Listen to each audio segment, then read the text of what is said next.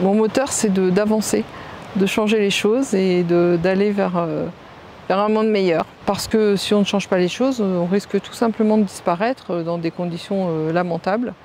Moi, j'ai des enfants, j'ai envie de leur laisser quelque chose de plus serein que ce qui nous est promis. Le monde est en danger parce qu'il a été privatisé au profit d'une petite clique qui ont perdu le sens du collectif. Et ils sont détenteurs de quasiment toutes les richesses. Ils ont accaparé toutes les richesses mondiales. C'est quand même quelque chose de phénoménal. On ne s'en rend pas compte parce qu'il y a encore des paravents qui sont des noms d'entreprises, qui sont des entreprises capitalistiques, mais derrière, il y a des gros conglomérats avec de l'argent qui circule de façon complètement anonyme. Et derrière tous ces gros conglomérats, il y a quelques personnes physiques qui se cachent. Pas beaucoup. Le monde est aussi en danger par les énormes progrès technologiques qui ont eu lieu et qui sont dans de mauvaises mains. Qui sont des outils utilisés non pas pour faire le bien, en tout cas pour améliorer le collectif, mais pour détruire l'humanité. Typiquement, on a le pass sanitaire qui arrive là, c'est-à-dire que la numérisation de toutes les données personnelles, y compris les données les plus intimes, c'est-à-dire les données corporelles de chaque individu, qui seront contrôlées par des organismes centraux, comme la monnaie est contrôlée de façon centrale. Et d'ailleurs, les mêmes personnes se cachent derrière les grandes multinationales, les grandes entreprises, ce qu'on appelle Big Pharma ou les grosses banques.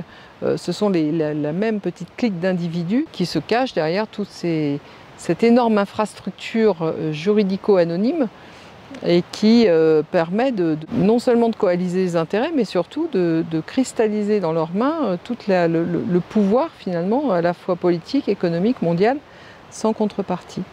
La concentration du pouvoir vient du fait que ce qui s'est imposé dans l'ordre économique mondial, c'est le modèle hollando-britannique, c'est-à-dire un modèle capitaliste tout à fait particulier qui privilégie l'anonymat, la multiplication des structures, qui casse le lien entre le pouvoir et la responsabilité et qui permet en définitive à des personnes de finalement accaparer le pouvoir. Et vous savez que historiquement, toutes les civilisations ont lutté contre l'accaparement. À partir du moment où on rend l'accaparement légal, où on s'arrange pour transformer le modèle des règles juridiques sur celui de l'accaparement, il en est fini de la civilisation, il en est fini des sociétés, il en est fini du développement humain. Nous, on nous a fait croire que nos affinités, c'était avec l'empire maritime de la finance. Et ben moi, je vous dis, historiquement, c'est faux. Juridiquement, c'est faux. Politiquement, c'est faux. Nous, nos affiliations, c'est continental. Alors après, qu'on soit amis ou pas avec la Chine, c'est un autre sujet, mais on peut très bien avoir des relations commerciales et en tout cas politiques et même culturelles sereines, sans être des aficionados. Enfin voilà, on peut considérer le monde autrement que par domination. C'est ce que je préconise de faire en Europe.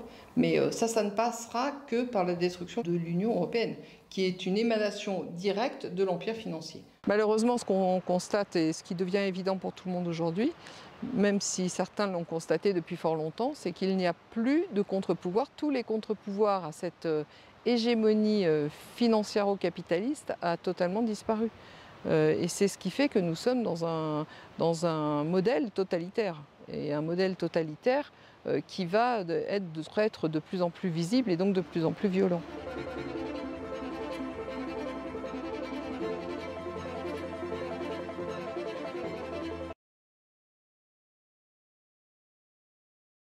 Pour ceux qui veulent approfondir la compréhension des solutions proposées par Valérie Bugeaud, allez donc visiter son site valériebugeaud.fr, généreusement documenté et sourcé.